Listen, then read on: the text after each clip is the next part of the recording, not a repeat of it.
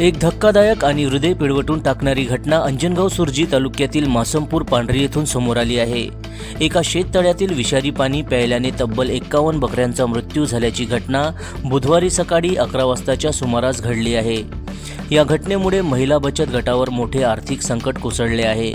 मिळालेल्या माहितीनुसार मासमपूर पांढरी येथील मासूम महिला बचत गट यांच्या महिला नेहमीप्रमाणे बुधवारी सकाळी बकऱ्या चराईसाठी शिंगमोडी नदी परिसरात घेऊन गेल्या होत्या। दरम्यान सुमारे 10 वाजताच्या सुमारास बकऱ्यांना पाणी पाजण्यासाठी महिलांनी शेतकरी श्रीकांत रुचके यांच्याकडे विचारणा केली। त्यांनी त्यांच्या शेतातील तात्पुरत्या तयार केलेल्या तळ्यातील पाणी पाजण्यास सांगितले।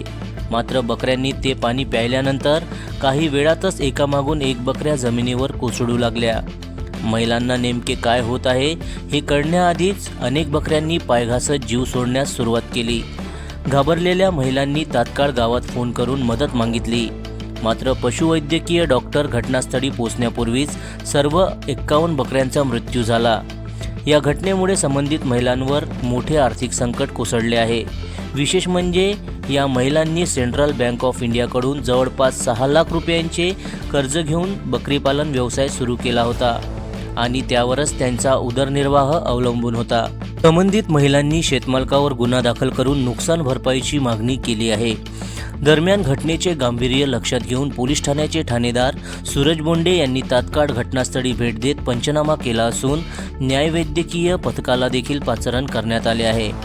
बचत गटाच्या महिलांनी संतप्त प्रतिक्रिया देताना इशारा दिला आहे की जर आम्हाला नुकसान भरपाई मिळाली नाही तर आम्ही हेच विषारी पाणी पिऊ। या धक्कादायक घटनेमुळे परिसरात मोठी खळबळ उडाली आहे। या प्रकरणी पुढील तपास पोलीस करीत आहे। जनसमर्थन न्यूज, अंजनगाव सुर्जी, जिल्हा अमरावती।